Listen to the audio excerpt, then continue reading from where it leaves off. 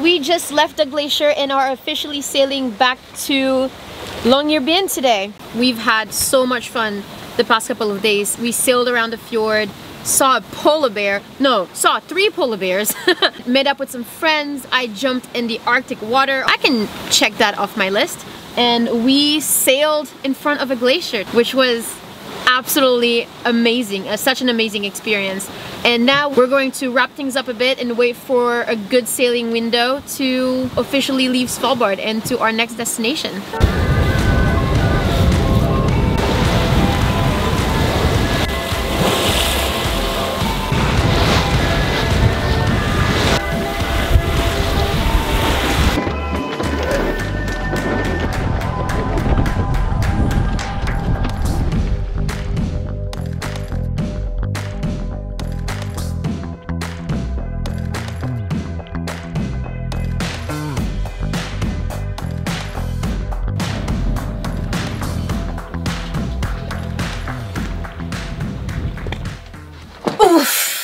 This last few weeks were intense. I think I'm ready to go south now. Did someone say south? You. Me. Where have you been? I've been busy. It's been 6 months. I know. Tired of the cold yet? No. Yes. I don't know. Wait, you stole my laptop and my wand. Oh yeah. About that. Here. What did you do? Is that a Sail Life sticker? Did you meet Mads and Eva? Oh yeah, super nice people too. Oh, and I rode a hovercraft. Oh, and I also met this guy named Ted. Do you know him? He invited me to do this talk. He was really interested in your story, by the way. Ted. Wait.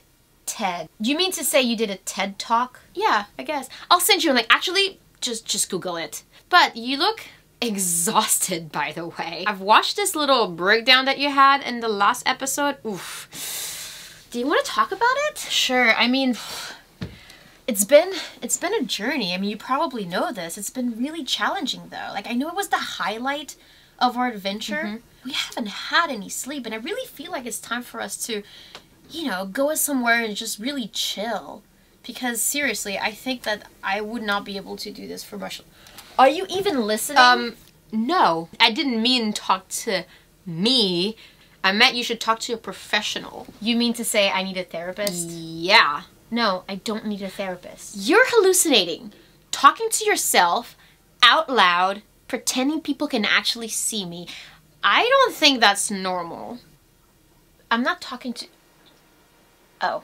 Plus, you don't need a therapist just to talk to someone who's literally trained to listen. Right, but it's not like I can just find a therapist in every single country we go to. Kika. It's the 21st century. Have you heard of the internet? I can't believe you need me to explain this to you. So, there's this site called BetterHelp. By the way, thank you BetterHelp for sponsoring this portion of the video. It's a professional therapy done securely online with a broad range of almost 20,000 plus therapists and psychologists worldwide. So it's perfect for someone who, let's say, travels full time.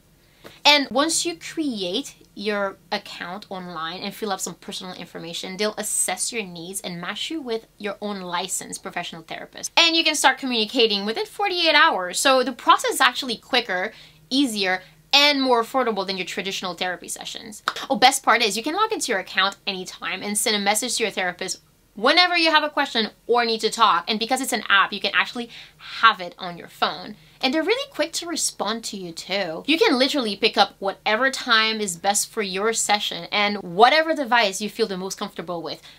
Okay, maybe not this one, but you get my point. One question. How come I didn't know this before? Is this a new thing? Not really. I mean, BetterHelp has been around for almost a decade now, and over 1 million people actually have signed up to find BetterHelp. See what I did there? Plus, if you feel like your therapist isn't the right fit, then it's so easy to change right there on the platform without having to spend hours just finding another office. Besides, I signed up months ago, and I've actually been using it quite a bit. We have? No.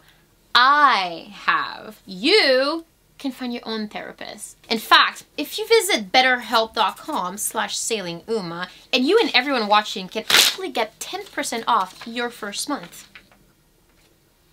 Thanks? Yep, no problem. Glad I could help. I'm gonna go now because, well, my therapist thinks that warm tropical beaches are actually better for my mental health, and I certainly don't feel like crying over a glacier. So I'll see you when you don't need to wear so many layers, and or at least you're back below the Arctic Circle. So bye.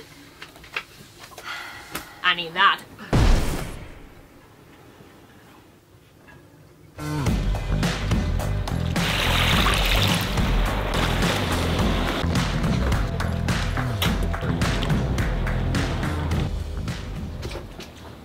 You want to tell the good news?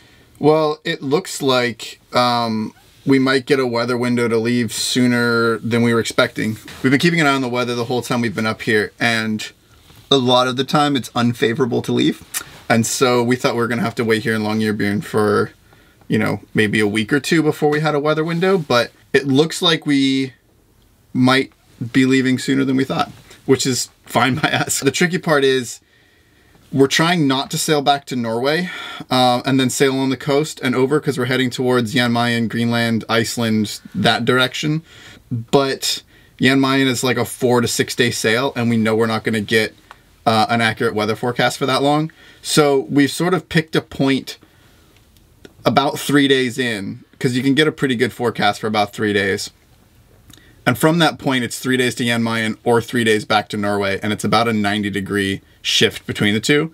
So by the time we make it to that point, we will then have a better accurate weather forecast, and we can decide if we have good weather to push to Jan Mayen, or if not, we sort of have like a plan B to pull the ripcord and sail back to Norway, where we can like reconvene and, you know, make a new plan.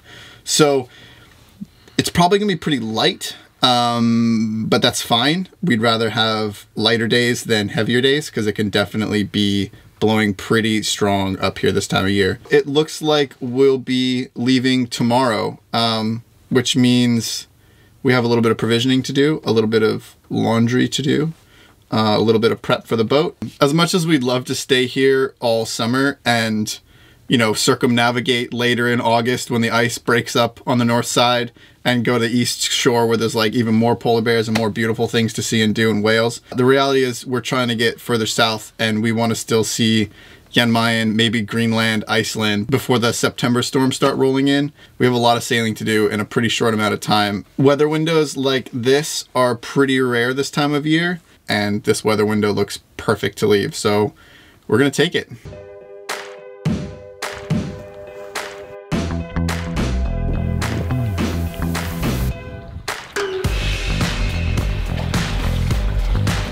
There's actually one more thing we need to do here before we officially leave. There's a building across from the dock, and it's a brewery. So we're going to celebrate our time in Svalbard by drinking some beers. I think it's going to be worth it. Everyone's been telling us about the delicious beers they make, and tonight they're open, so we're going to go drink some of them.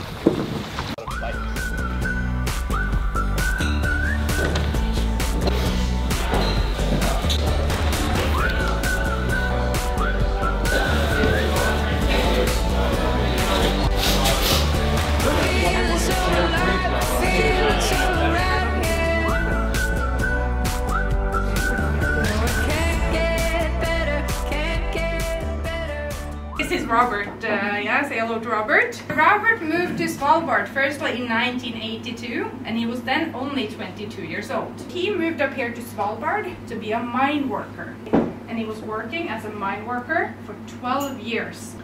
After 12 years in the mine, he was now offered his dream job. Comes back up here to find out that Lufttransport has given the job to someone else. So he went out, bought himself a seaplane, and started a sea flight company in Lofoten. A few years after this again, bought himself a submarine and started a submarine company for tourists. But after 7 years in Lofoten, again he feels like it's time for a new project. And he applies for the job for the base manager, Lufttransport Svalbard, one more time. And this time, he got it. The funny thing about this is that Robert, in the first hand, hated the idea of a cabin life. He never wanted a cabin. But when he moved up here to Svalbard, he was signed in on this ticket lottery. And guess what he won? He won a plot of land out in Bjørndalen. So he built himself a cabin. Still today, he lives out there full time when he's on the island, and he loves it. In 2007, he bought himself a home brewing kit and started producing beer. But this is a good new hobby for me. It was nothing big, it was only 20 liters, and he was only producing for himself and the closest cabin friend. And after 2 years of producing beer in his kitchen, Robert meant that he was the born brewmaster. So he wanted to be the first one to start something up here that we could call our own. In 2009, he walks up to Sysselmann's office, puts out the idea, and asks if he can start Svalbard Brewery. And they said no. Because we have a Norwegian law from 1928 saying it is not allowed to produce alcohol in Svalbard. Welcome to Norway, guys. Robert's first thought is that there and then he was very happy that Sysselmann, by this point, didn't know about this brewery out in Bjørndalen, the cabin brewery, but that was not allowed. And they told him that when this was a mining city, there was a lot of men living up here and a lot of alcoholism. So the government wanted to have control of what everyone was drinking. But as a local up here in Svalbard, you have a limit on what you're allowed to buy in the liquor store every single month. And we are only allowed to buy 24 beers a month, 2 liters of liquor a month, and unlimited with wine and champagne. Thank God. The reason why it's unlimited with wine and champagne also go back to the old days. All of the rich people and the functionaries in town, they were drinking wine and champagne, and they were supposed not to have a limit on what they were drinking. Robert, of course, does not let a Norwegian law stop him. He is determined to get Svalbard Brewery started. So he contacts the Health and Social Department directly in Oslo. There was a very unlucky woman called Hege who answered Robert's first call. He called Hege every single month, no exceptions. 5.5 years. It was the 1st of July in 2014, Robert got a call. He started by saying that finally it is my turn to call you. 2 weeks ago we had your case up, and starting from today we have changed the Norwegian law so you can start your brewery. But this was 5 years and 9 months after the first application was sent in. We got this building here shortly after the law was changed, ordered all of the machines, and on the 7th of August in 2015 we opened up here and sold our first beer. So we have now been open for soon to be 6 years.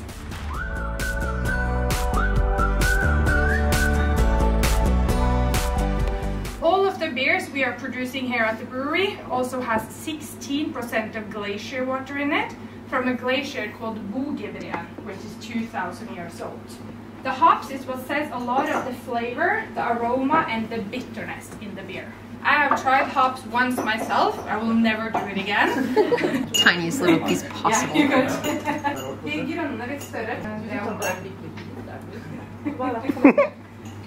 Oh.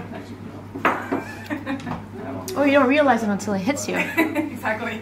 You're not a good salesman. I may have tried too big of a piece. Is it like drop?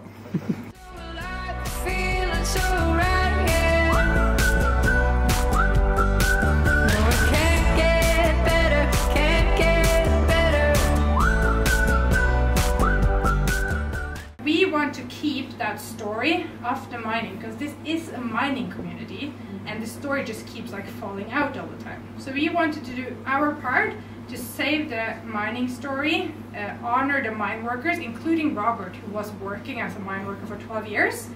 And our way of doing this was, of course, to make beer. We're going to start creating a series in those oak barrels, which has been whiskey on previously, and we're storing those barrels up inside of Gruvetre for 5 weeks. So all of the barrels and the beer has actually been inside of the mine. Everyone who worked in a mine for a longer time was given nicknames, because there were so many people quitting all the time So the staff in there needed someone to be like, okay, what's your name again? So they just made up nicknames. In 1983, so 1 year after Robert moved up here, he was bored, of course, and he bought himself a tiny plane just to fly around for fun. So his nickname was Autopilot. So we have dedicated this beer to Robert. It's him on the label, and Autopilot, which is his nickname. And this is a barley wine of 9%, also storage in those oak barrels inside of Mine 3.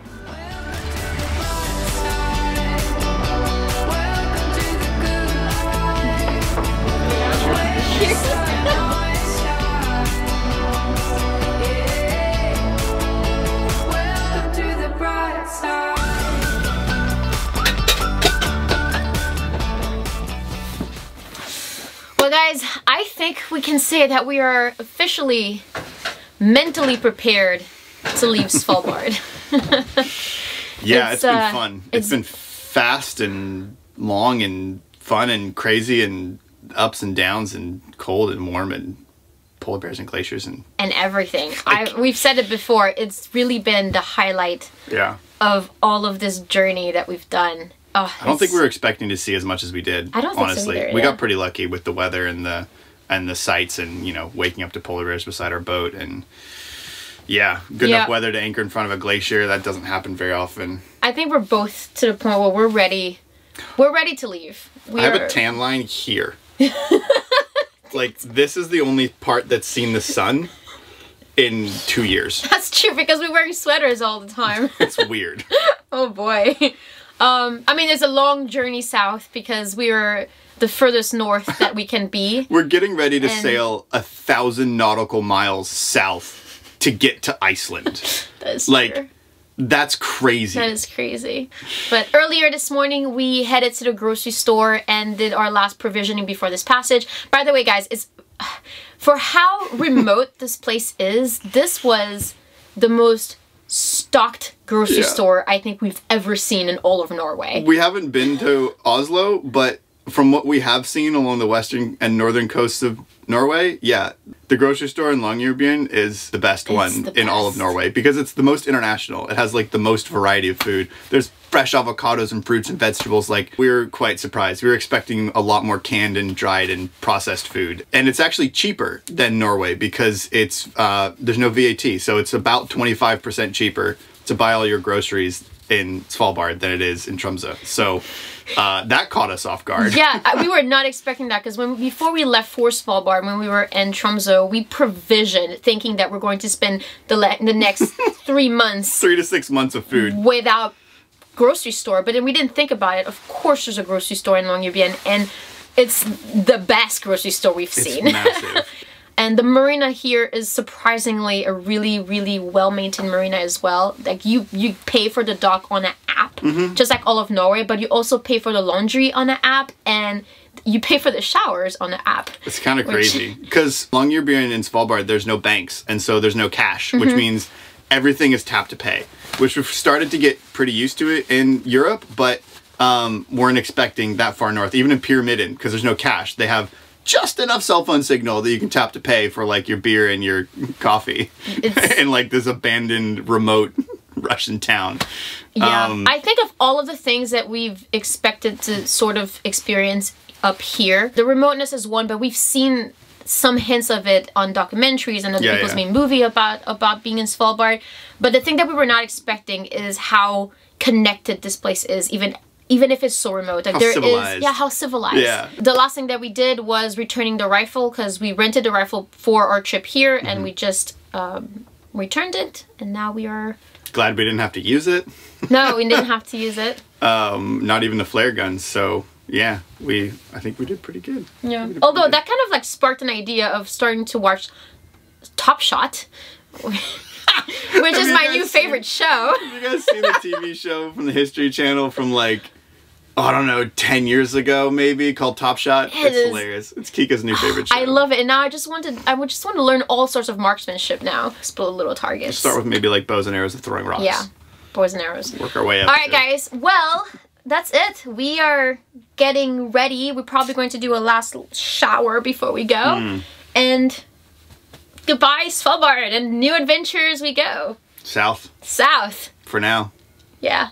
Somewhere. Somewhere. Either Norway or Jan Mayen or Iceland or Greenland or Russia. We've got about 180-degree window to hit one of those. I guess we'll find out once we leave. We'll find out once we leave, and you'll find out when we get there next week. So until then, cheers, if this is where we're going to end this episode. Is it? There. Ooh.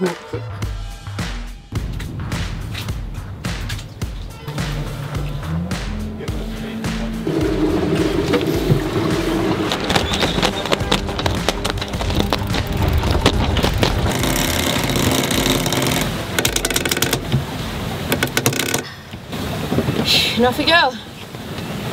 And I'm happy with the reefing setup. Yeah, me too. It's only gonna get stronger out there, so. Yep. And sometime in the middle of the night, we might take the reef down. Probably. Goodbye, long you been.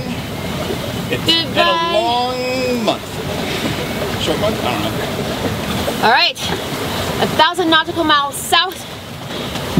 Here we go. All right. Adios, amigos.